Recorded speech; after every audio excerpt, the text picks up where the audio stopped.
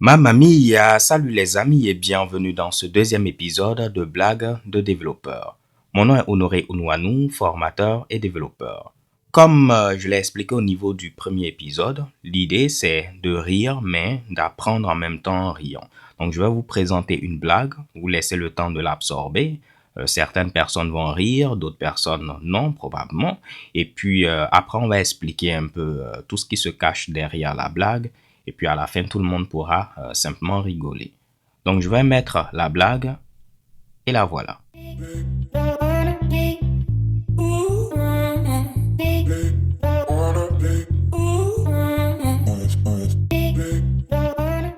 Donc j'espère que vous avez rigolé. Ici, basiquement, ce qu'on fait, c'est un peu comme si on essaie d'authentifier un utilisateur. On vérifie est-ce que le mot de passe est valide et on fait la même chose encore à ce niveau-là. Alors qu'en réalité, on sait que si ceci est évalué à true, cette condition également sera évaluée à true. Donc, c'est comme si on pouvait simplement mettre une seule vérification en lieu de place de mettre deux vérifications. Mais au niveau de la blague, on se disait qu'en rajoutant ici une double vérification, c'est comme si on rajoutait une autre couche de sécurité. Le plus important pour moi, c'est d'expliquer cette notion de two-factor authentication.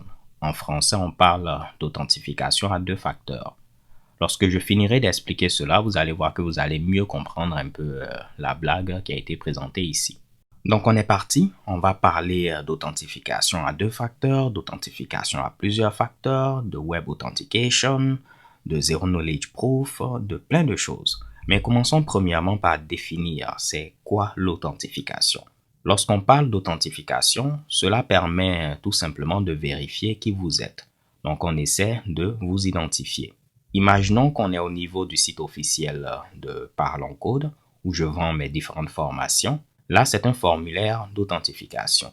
Je dois entrer mon adresse électronique et mon mot de passe afin de m'authentifier. Si les informations que j'entre sont valides, je pourrai me connecter sans problème. Dans le cas contraire, on me dira que mes identifiants sont invalides. Essayons donc de faire une petite démo de ceci. Normalement, ça c'est l'approche traditionnelle. Vous devriez être un tant soit peu familier avec cette approche-là. Donc là, je suis sur Parlons Code. Je vais faire se connecter et je vais mettre mes identifiants. Donc on met une adresse email et puis un mot de passe invalide. On peut voir que ça ne marche pas.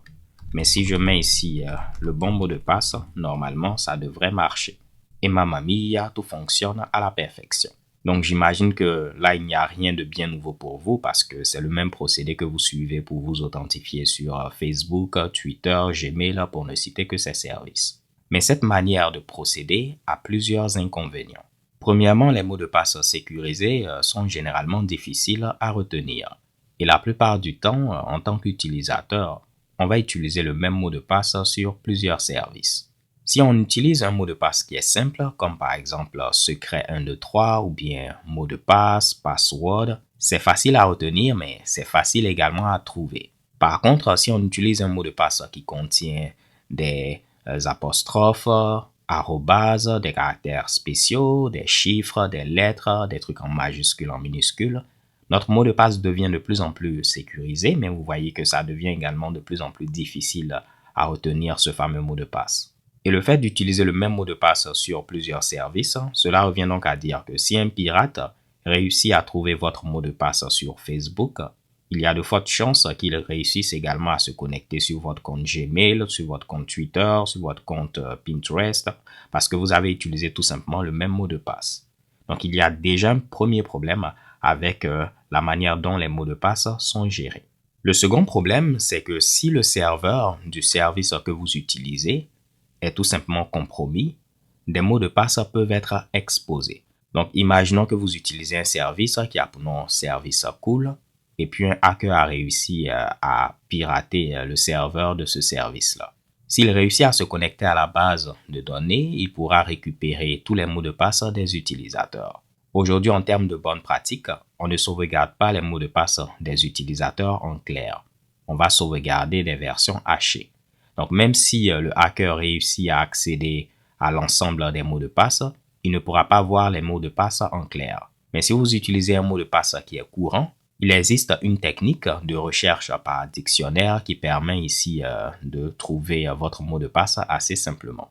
Donc, bref, si l'un des serveurs du service que vous utilisez est compromis, ceci peut conduire à exposer les différents mots de passe des utilisateurs. Le troisième problème, c'est que les mots de passe sont sujets à des attaques par rejeu.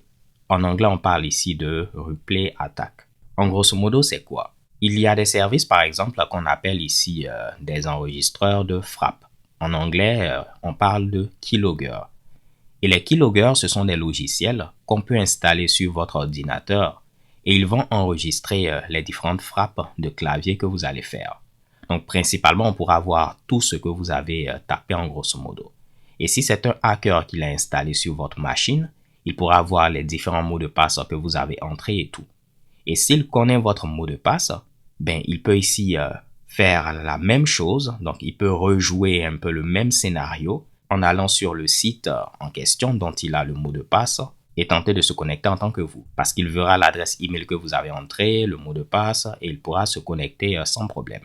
Donc, si on réussit à intercepter vos informations, on pourra rejouer un peu le scénario. C'est pourquoi on parle d'attaque par rejeu. Et puis, le pirate pourra se connecter sans problème. Un autre problème, c'est que les utilisateurs peuvent par inadvertance exposer leur mot de passe lors d'attaques de phishing. Lorsqu'on parle de phishing, c'est quoi? Donc, si vous n'avez jamais entendu parler de phishing, en français on parle également d'hameçonnage, principalement c'est quoi? Vous allez penser que vous êtes sur un site X, alors qu'en réalité vous êtes sur le site du pirate. Aujourd'hui, il est très facile d'aller sur n'importe quel site et puis regarder le code source. Donc, on peut copier le code HTML et puis le code CSS. Donc, un hacker peut ici reproduire le site de votre banque, le site de Facebook, et puis réussir à vous envoyer un lien en vous disant, par exemple, c'est important, vous devez ici vous connecter parce que votre compte a été piraté. Et puis vous, vu que vous avez reçu ce mail, et puis il y a un lien, par exemple, en vous disant que c'est votre banque. Si vous cliquez sur ce lien et puis vous arrivez sur une page qui ressemble à la page de votre banque, vous pouvez penser que vous êtes sur le site de la banque. Mais lorsque vous allez entrer vos informations, donc votre email par exemple et votre mot de passe, en lieu et place que ces informations aillent au niveau du serveur de votre vraie banque, ces informations seront ici acheminées au niveau du serveur du hacker. Et lui, il aura donc votre adresse email en clair, votre mot de passe en clair, et il pourra ici aller se connecter sur votre banque et faire ce qu'il veut. Donc, pour les utilisateurs qui ne sont pas aguerris, ces attaques-là, jusqu'à présent, elles continuent de fonctionner. Il faudra donc toujours s'assurer, lorsque vous êtes sur un site, de regarder premièrement au niveau de l'URL, est-ce qu'on a un cadenas pour dire qu'on est en HTTPS, et deuxièmement, vérifier également que l'URL correspond bel et bien à l'URL de votre banque. Donc, par exemple, si votre banque a pour nom Banque Nationale, ça ne fait aucun sens d'être sur un site toto.xyz.com. OK? Donc, en regardant également l'URL et puis d'autres informations, vous pourrez vous assurer que vous êtes bel et bien sur le site de votre banque. Aujourd'hui, avec des services comme Gmail, ils font le maximum pour catégoriser ce genre de mail comme, disons, des spams, mais l'utilisateur devra toujours ici être un tant soit peu prudent. Et le dernier point, je l'avais déjà ici énoncé, même si les mots de passe sont correctement salés puis hachés, on peut toujours ici essayer de retrouver le mot de passe en utilisant des attaques par dictionnaire ou bien des attaques par Rainbow Table, donc table arc-en-ciel et tout. Maintenant qu'on a parlé un peu des problèmes qu'on a avec la manière traditionnelle d'authentification qu'on utilise, on va parler de manière générale de ce qu'on appelle les facteurs d'authentification. Il existe principalement 3 facteurs d'authentification. Donc, je me répète, il existe principalement 3 facteurs d'authentification. On peut authentifier un utilisateur en se basant sur quelque chose qu'il sait, quelque chose qu'il connaît. Par exemple, le mot de passe, le code PIN, la réponse à une question secrète et j'en passe. De la même manière, on peut authentifier un utilisateur en se basant sur quelque chose qu'il possède. Un téléphone mobile, une clé USB, une clé au sens littéral pour ne citer que ces éléments. Et pour terminer, on peut également authentifier un utilisateur en se basant sur quelque chose qu'il est. Donc là, ça peut être la reconnaissance faciale, la reconnaissance vocale, l'empreinte digitale et j'en passe. Donc les 3 éléments que je viens de citer, la connaissance, la possession et puis l'héritage. C'est ce qu'on appelle ici des facteurs d'authentification. Et l'idéal, c'est que lorsque vous mettez en place un système d'authentification, que vous ayez au moins 2 de ces facteurs-là. Donc, si vous avez les 3 facteurs, c'est parfait, c'est l'idéal. Mais si vous avez au moins 2 de ces facteurs-là, vous allez voir que vous serez un peu plus rassuré sur la robustesse de votre système d'authentification. Donc, si vous avez compris ceci, c'est que vous connaissez maintenant ce qu'on appelle une authentification à plusieurs facteurs. Une authentification à plusieurs facteurs, encore appelée authentification multifactorielle, c'est une méthode d'authentification électronique dans laquelle un utilisateur n'a accès à un site web ou à une application qu'après avoir présenté avec succès 2 ou plusieurs éléments de preuve, donc 2 ou plusieurs facteurs. Donc si on a utilisé ce facteur-là et ce facteur-là, c'est une authentification à plusieurs facteurs parce qu'au moins on a ici 2 facteurs. Si on a ici les 3 facteurs qui ont été vérifiés, ben, c'est parfait. Mais si on a un seul facteur, ce n'est pas une authentification à plusieurs facteurs. Il faut au minimum avoir 2 facteurs qui ont été vérifiés. Donc voyons de manière pratique un exemple d'authentification multifactorielle. Imaginons que vous êtes le président de votre pays et puis vous avez en charge les codes nucléaires. Là, on peut appliquer une authentification à plusieurs facteurs. Premièrement, quelque chose que vous allez avoir en votre possession, ce sera par exemple la carte au niveau de laquelle il y aura le code nucléaire ou bien les codes nucléaires. Donc ça, c'est le premier facteur, la possession, ce que vous avez. On peut avoir également un autre facteur en rapport avec ce que vous savez, ce que vous connaissez. Au niveau de la carte, pour des questions de sécurité, on peut imaginer qu'on aura des vrais codes et des faux codes. Par exemple, on aura 01 56 79. Et puis on va dire que 56, c'est un faux code. Donc vous, en tant que président, vous savez que le code à la position 2, c'est un faux code. Donc lorsque vous allez par exemple ouvrir, ou bien pour l'instant la carte est peut-être, disons, grisée, lorsque vous allez ici ouvrir la carte et puis voir les codes, vous saurez que le code, c'est celui qui est en première position et celui qui est en troisième position. On ne prend pas celui qui est en deuxième position parce que c'est un faux code. Donc vous savez où est-ce que les codes qui sont tout simplement valides sont positionnés. Là, on vérifie est-ce que vous savez tout simplement quelque chose. Et dernièrement, on va vérifier également quelque chose sur votre personne. Par exemple, on peut utiliser l'empreinte digitale pour vérifier que vous êtes bel et bien le président, d'autres informations pour vérifier également que votre identité est correcte. Donc, vous voyez que là, on a utilisé plusieurs facteurs. Donc, c'est donc une authentification multifactorielle ou bien une authentification à plusieurs facteurs. J'espère que c'est clair jusqu'à présent ce que je viens d'expliquer. Oui, très clair. Là, ça devient maintenant facile d'expliquer c'est quoi une authentification à 2 facteurs. Une authentification à 2 facteurs, qu'on abrège également 2FA pour Two Factor Authentication, c'est un type ou un sous-ensemble de l'authentification multifacteur. Donc, au niveau de l'authentification multifacteur, on a vu qu'il faut avoir au moins 2 facteurs. On peut avoir 2, on peut avoir 3. Mais au niveau de l'authentification à 2 facteurs, on a exactement 2 facteurs. Ok? On n'a pas 3 facteurs, on a 2 facteurs. Et c'est pourquoi on parle d'authentification à 2 facteurs. Donc, ça peut être la possession et puis la connaissance. Ça peut être la possession et puis l'héritage. Ça peut être l'héritage et puis la possession et ainsi de suite. Donc, authentification à plusieurs facteurs, on a au moins 2 facteurs. Authentification à 2 facteurs, on a exactement 2 facteurs. Dans la littérature, vous allez voir qu'on appelle également l'authentification à 2 facteurs, authentification forte ou bien vérification en 2 étapes. Parce qu'on va avoir 2 vérifications, donc on parle de 2 étapes également. Voyons voir à présent un exemple pratique d'authentification à 2 facteurs. Vous l'avez déjà ici utilisé, sans peut-être vous en rendre compte. Mais si vous avez déjà retiré de l'argent au niveau d'un guichet automatique, vous avez probablement utilisé une authentification à 2 facteurs. Premièrement, vous possédez ici votre carte bancaire. C'est ce que vous avez, c'est ce que vous possédez.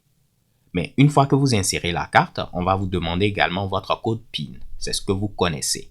Donc là, on a utilisé la possession et la connaissance. C'est donc une authentification à 2 facteurs. On peut dire également que c'est une authentification multifacteur parce qu'on a au moins 2 facteurs. Donc, je reviens sur ce point-là pour que ce soit vraiment clair, même si je sais qu'à ce niveau, normalement, ça devrait être clair. Mais quelle est la différence entre une authentification multifacteur et une authentification à double facteur? Comme c'est marqué ici, la principale différence entre ces 2 authentifications, c'est que l'authentification à deux facteurs utilise une combinaison de deux facteurs d'authentification possibles sur les trois facteurs, tandis que l'authentification multifacteur pourrait utiliser deux ou plusieurs de ces facteurs d'authentification.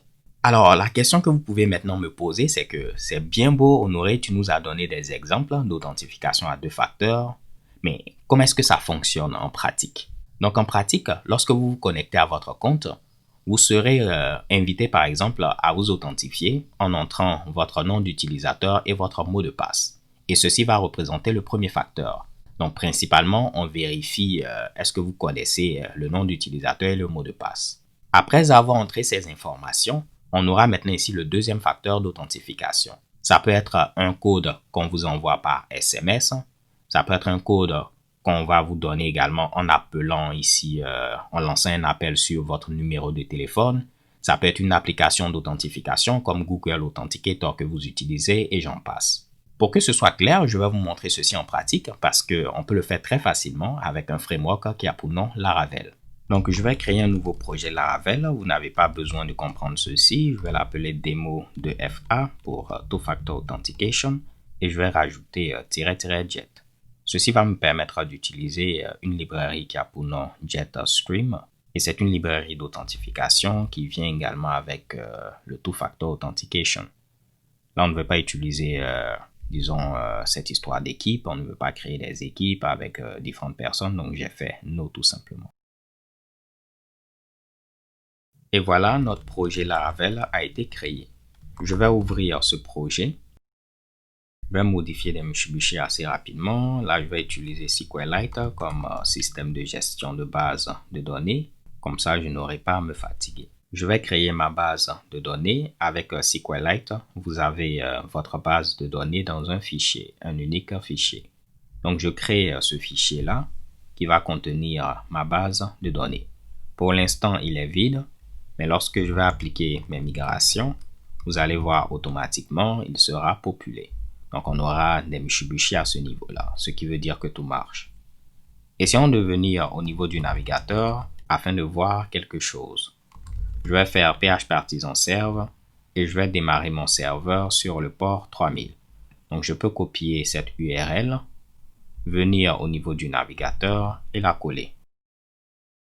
On va créer un compte. Je vais dire que le nom d'utilisateur c'est John Doe, l'adresse email johndoe@example.com.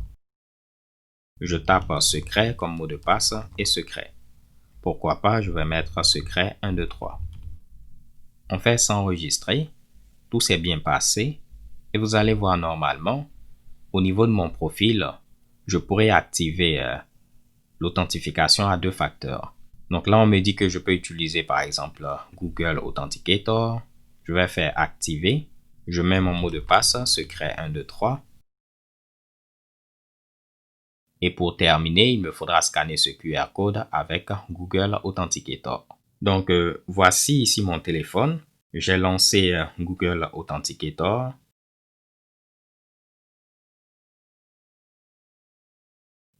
Et puis scanner le fameux QR code. Et normalement, vous allez voir maintenant à chaque fois, à chaque minute, j'aurai un code à 6 chiffres que je pourrai utiliser pour le deuxième facteur d'authentification. On va se déconnecter et puis on va voir ceci en pratique. Je fais se connecter, je mets johndoe@example.com. Je mets ensuite secret 123 comme mot de passe. Et puis le code que je peux utiliser actuellement, c'est 549 187. 549 187. Je valide et on peut voir que j'ai été authentifié sans problème. Si je me trompais au niveau du code, ceci n'allait pas marcher. Donc, je vais remettre johndoe@example.com. Secret 123. Le bon code actuellement, c'est 156 314. Mais je vais me tromper, je vais mettre 543 et ça ne va pas marcher. Mais si on réessaie, on met johndoe@example.com. Secret 123. Je mets le nouveau code 102 852. On valide et tout est bon. Magnifique. Donc là, on vient de voir de manière pratique comment appliquer l'authentification à deux facteurs. Et vous allez voir plein de services et applications supportent ceci. Facebook, Twitter, Stripe, Google, pour ne citer que ces derniers. Donc au moins si vous devez retenir quelque chose, utiliser un seul facteur n'est pas idéal. Donc si ce n'est pas déjà fait, je vous recommande d'activer l'authentification à 2 facteurs au niveau des services que vous utilisez. Ceci va vous donner une certaine assurance. Donc récapitulons un peu ce qu'on a vu. On a vu qu'on a 3 facteurs, quelque chose que vous connaissez. Et aujourd'hui, c'est très souvent le mot de passe avec le système classique de connexion nom d'utilisateur mot de passe. Mais ça peut être également un code PIN. Et un code PIN, ce n'est rien d'autre qu'un mot de passe, mais qui est court. Avant les différentes avancées technologiques, quelque chose que vous connaissez, c'était par exemple votre signature. Mais que vous utilisez un mot de passe, un code PIN, une signature, on a vu que cela ne suffit pas. Par exemple, les signatures peuvent être falsifiées. De la même manière, les mots de passe peuvent être divulgués. Si un pirate, par exemple, accède au serveur où ils sont stockés, on peut les intercepter. On peut également les intercepter si on installe un keylogger, un enregistreur de frappe au niveau de votre ordinateur, ou bien tout simplement si quelqu'un est derrière vous, donc par-dessus votre épaule, au moment où vous êtes en train de taper votre mot de passe. La personne connaîtra donc très facilement votre mot de passe. Donc, utiliser uniquement le facteur de connaissance ne suffit pas. On a vu également le facteur d'héritage, donc quelque chose que vous êtes. Généralement, c'est la biométrie. Donc, vos empreintes digitales, la reconnaissance faciale, la reconnaissance vocale, pour ne citer que ces Mitsubishi. Comme on peut le voir, la biométrie, elle est parfaite pour prouver qui est une personne. Et à la différence des mots de passe et autres, c'est assez difficile à intercepter. Mais comme vous l'imaginez, si on prend chaque facteur de manière isolée, ce dernier viendra avec des avantages et des inconvénients. C'est pourquoi on essaie de les combiner. Au niveau ici du facteur d'héritage, le premier inconvénient, c'est que le système doit avoir confiance que l'appareil qui lit l'empreinte ou bien qui vérifie le visage, si on utilise la reconnaissance faciale, que cet appareil-là n'a pas été compromis. De la même manière, si votre empreinte a été, disons, volée, si vous avez utilisé un verre et puis comme on l'a vu dans les films à plusieurs reprises, un espion ici, il fait une copie de votre empreinte, vous ne pourrez pas changer ici votre empreinte. Donc, on ne peut pas changer son empreinte. Quelque chose également à savoir, c'est que vous pouvez vous retrouver dans des situations où vous pouvez dire « je ne connais pas le mot de passe ». Et on peut vous croire, on va dire « ok, il ne connaît pas le mot de passe ». Mais ceci ne fonctionne pas, par exemple, avec votre visage. On va vous demander, par exemple, de vous authentifier avec la reconnaissance faciale. Vous ne pourrez pas dire que je ne connais pas mon visage parce que vous avez votre visage. Récemment, j'avais eu un rendez-vous avec ma conseillère financière et puis elle me proposait des services qui ne m'intéressaient pas. Elle m'a dit, on peut ici activer ces services-là au niveau de votre compte. Vous ne serez pas facturé, mais si ça ne vous intéresse pas, on pourra ici les désactiver. Vu que je ne voulais pas le faire, lorsqu'elle m'a demandé de me connecter, parce qu'elle m'a donné accès à son ordinateur et puis je devais me connecter au niveau de ma banque en entrant mes identifiants et tout, je lui ai dit désolé, je ne connais pas mon mot de passe par cœur parce qu'il est enregistré au niveau de ma machine et puis je ne l'ai pas mémorisé vu qu'il est compliqué. Donc vous voyez que là, ça a marché parce que je peux dire que je ne connais pas le mot de passe. Alors que si c'était une authentification en utilisant, disons, la reconnaissance faciale, je ne pouvais pas mentir à ce niveau-là. Je ne vous dis pas de mentir, mais j'espère au moins que vous avez compris cet exemple. Troisième facteur, c'est la possession. Et on a vu par exemple que ça peut être la carte bancaire, votre téléphone, une clé, pour ne citer que ces éléments. Pour ceci également, si on prend cela de manière isolée, imaginons que pour, disons, retirer de l'argent, il fallait simplement utiliser votre carte. On n'avait pas besoin de mettre de code PIN. Cela revient donc à dire, si quelqu'un vole votre carte bancaire, cette personne aurait pu retirer autant d'argent qu'elle aurait souhaité. Donc c'est très important. Un seul facteur, ça ne suffit pas. Et comme on l'a vu à ce niveau-là, une solution, c'est d'utiliser une authentification à plusieurs facteurs. Donc, ça peut être une authentification à 2 facteurs ou bien à 3 facteurs. L'exemple qu'on a vu tout à l'heure avec l'application Laravel, j'avais entré un nom d'utilisateur et un mot de passe et on m'avait envoyé un code. Et au niveau de mon application d'authentification, Google Authenticator, j'avais ici un one-time password, c'est-à-dire un mot de passe à utilisation unique. Et ce mot de passe-là, il est basé sur le temps. C'est-à-dire, à chaque minute, vous voyez que ça changeait. Tout ceci est géré automatiquement pour nous. Et ça réduit au moins le risque que quelqu'un ici se connecte à notre compte. Pour certains services, vous allez recevoir un SMS et puis on vous dit que le code c'est ceci et puis vous allez l'entrer. Au niveau de mon école, par exemple, ceci se fait via des notifications push au niveau de mon smartphone.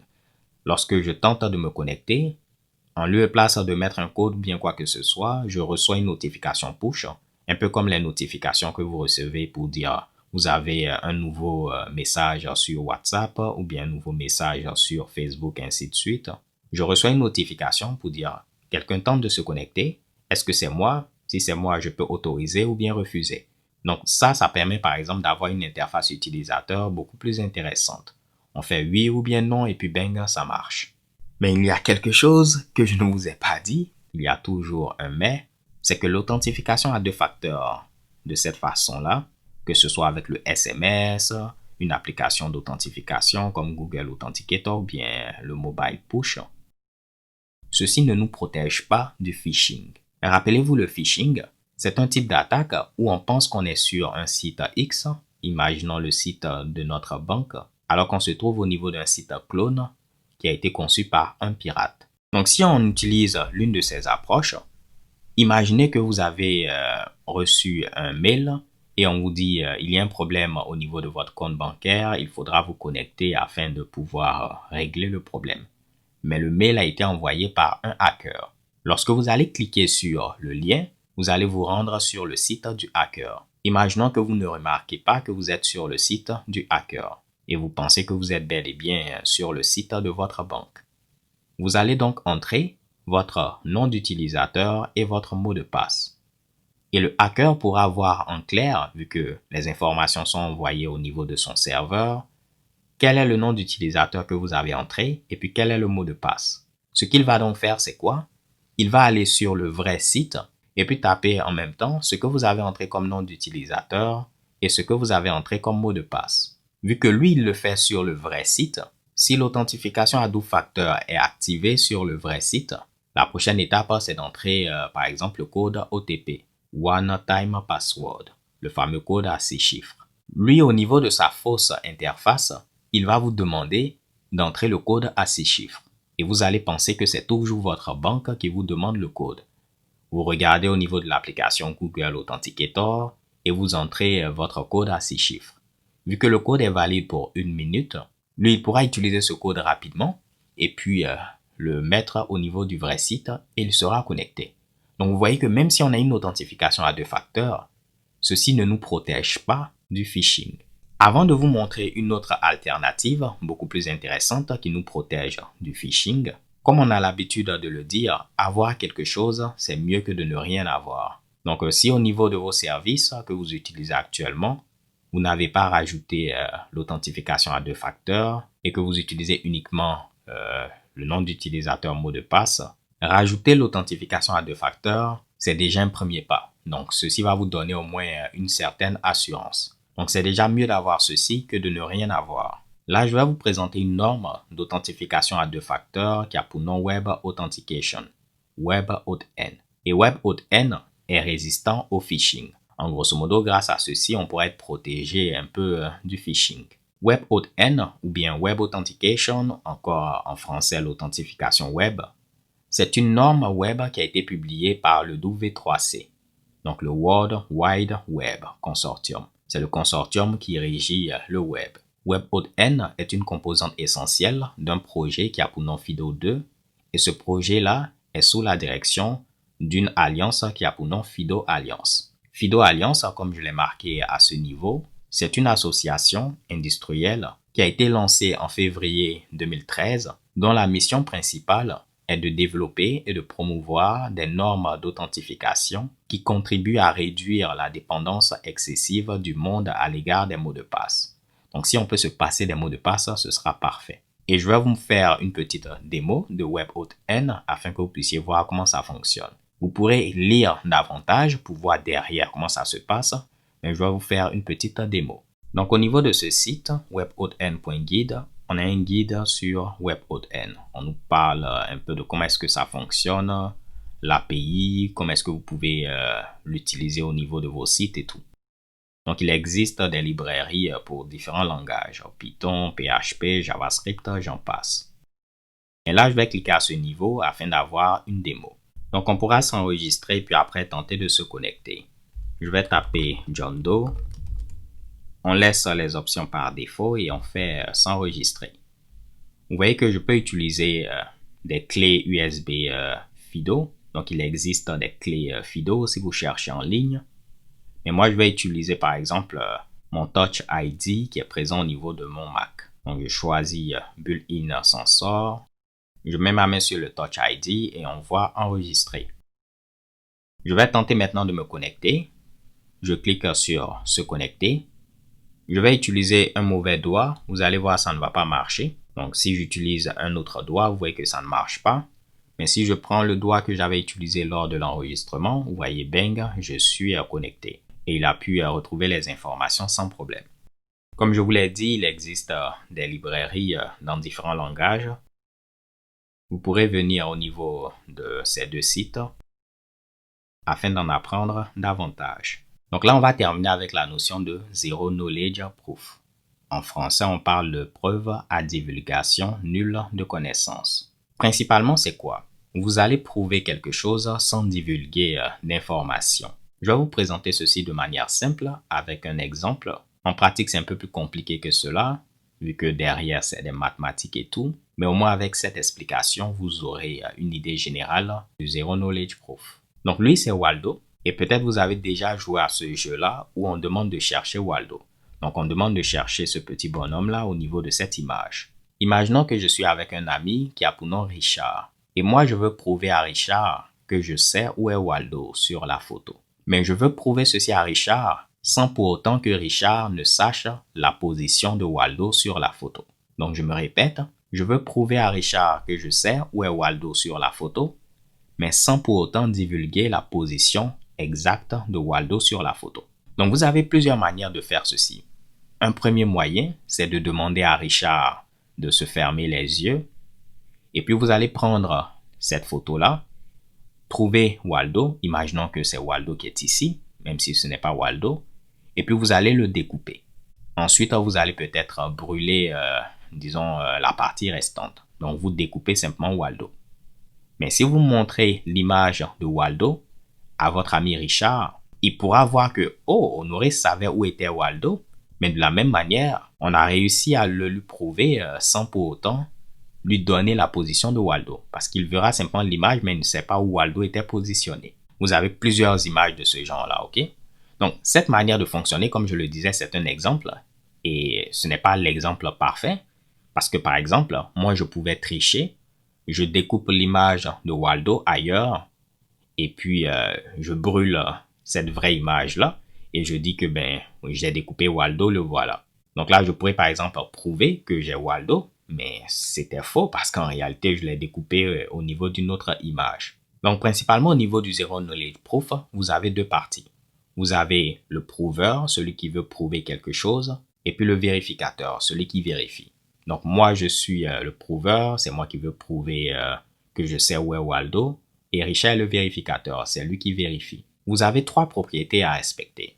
La première, c'est que si le prouveur, il connaît vraiment cette chose-là, il pourra prouver à notre vérificateur avec une grande probabilité qu'il sait ce Mitsubishi. De la même manière, si le prouveur, si c'est un menteur, il ne pourra pas prouver quelque chose qui est faux. Donc, il ne pourra pas mentir qu'il connaît quelque chose alors qu'en réalité, il ne la connaît pas. Et le troisième critère, c'est qu'on va réussir à prouver ce qu'on veut prouver sans pour autant divulguer d'autres informations, à part le fait qu'on voulait prouver ce qu'on voulait prouver. Donc, comme l'exemple que je vous ai montré, on a prouvé qu'on savait où était Waldo, mais on n'a pas divulgué la position. Donc, comme je l'ai dit, c'est un peu plus complexe. Au moins, je vous ai donné une petite introduction. Pour ceux qui souhaitent en apprendre davantage, vous pourrez faire des recherches en ligne. Donc, avec cette histoire de Zero Knowledge Proof, aujourd'hui, vous avez plein de recherches où on essaie de pouvoir s'authentifier sans pour autant donner des informations qu'on ne veut pas donner. Donc, en lieu et place de mettre le nom d'utilisateur, le mot de passe, on veut réussir à prouver qu'on est bel et bien, la bonne personne sans divulguer d'informations. Et vous avez par exemple NuID, qui est une solution à ce problème-là. Ok? Donc, vous pourrez lire davantage là-dessus et puis vous allez voir, je trouve vraiment cet univers passionnant. Donc là, c'est en rapport avec la blockchain, d'autres mushibushi. Alors les gars, ce sera tout pour cette deuxième vidéo, ce deuxième épisode.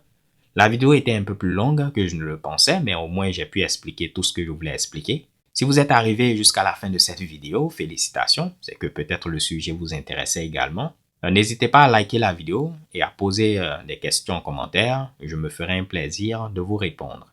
D'ici là, portez-vous bien, stay tuned and take care. Peace.